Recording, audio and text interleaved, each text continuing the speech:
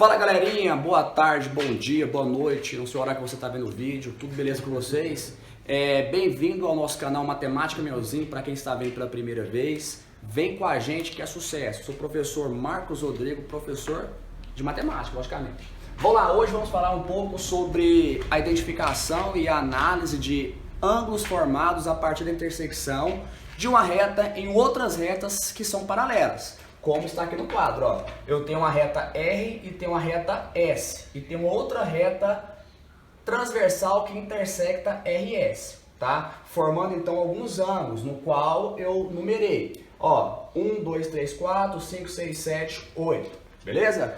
Onde R é paralela a S. Já deixei um pouco já organizado aqui para a gente resolver essas questões e analisar de forma um pouco mais rápida, para não enrolar tanto, tá?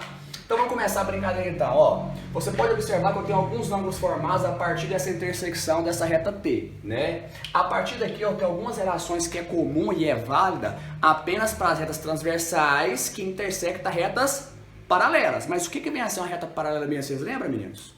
Retas são ditas paralelas quando elas não têm pontos em comum, tá? Se isso acontece, eu posso assumi-las como sendo retas paralelas, beleza?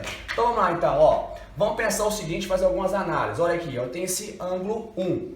Por definição, eu posso considerar o ângulo oposto a ele sendo congruente. Existe essa relação, sabe por quê?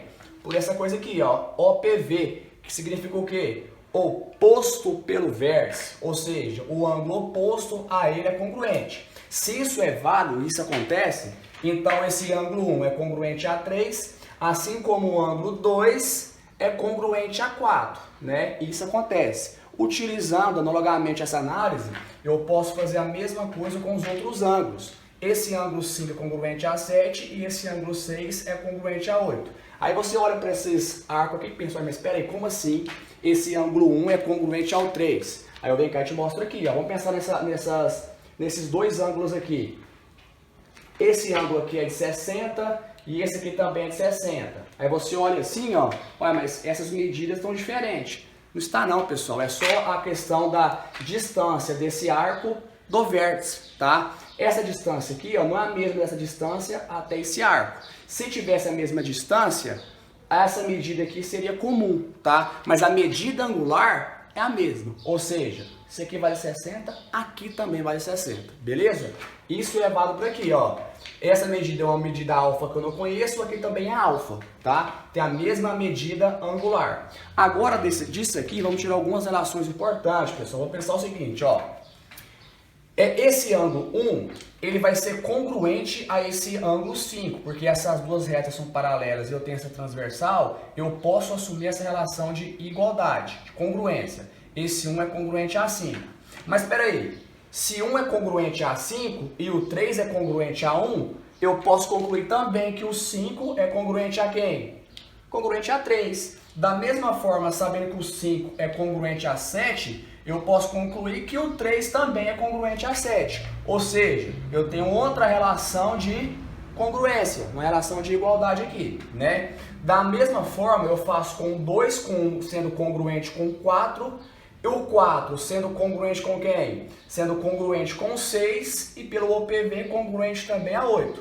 Eu tenho essa relaçãozinha aqui de congruência, relação de igualdade, tá? Ah, mas isso é importante? Logicamente. Quando você for resolver um exercício que relaciona ângulos envolvendo retas paralelas, você tem que obrigatoriamente tentar identificar e interpretar essas relações de igualdade. E para isso, você tem que fazer análise quanto essas relações de congruência envolvendo ângulos, beleza?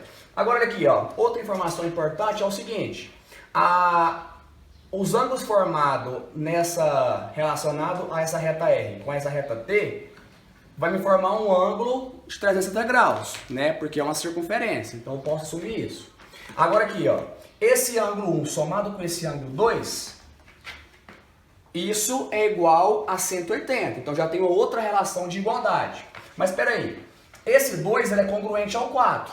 Se ele é congruente a 4, eu posso assumir também que o 1 somado com o ângulo 4 também é igual a 180, né? Isso também é válido, ou seja, essa relação aqui É importantíssimo, meninos. Se você tem que resolver um exercício, se você não sabe montar uma relação de igualdade, você não consegue desenrolar a questão, tá? Então, ó, essa primeira parte é para vocês tentar entender essa relaçãozinha de ser congruente ou não, tá? Outra coisa importante aqui, meninos, ó, esse 2, ele é congruente com quem?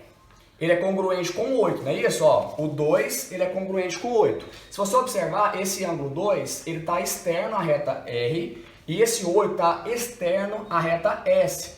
Um está de um lado da reta T e o outro está do outro lado da reta T. Ou seja, eles são ditos ângulos alternos externos, tá? Esse ângulo 3, ele é congruente ao ângulo 5, ó. O 3 é congruente ao 5. Eles também estão alternos, só que eles estão entre essas duas retas paralelas, a reta R e a reta S. Quando isso acontece, eles também são ditos alternos, só que agora, em vez de ser externos, eles é o quê? Internos, tá? Então, existem essas relações que você em sua casa, quando estiver resolvendo algum exercício, estudando para alguma prova, tem que saber, tá? Galerinha, então fica assim, foi só uma parte introdutória para a gente chegar em teoremas de Tales com tudo, e quando vocês for resolver qualquer exercício que envolve ângulos, você vai lembrar dessa aula. Abraço a todos, tchau, tchau.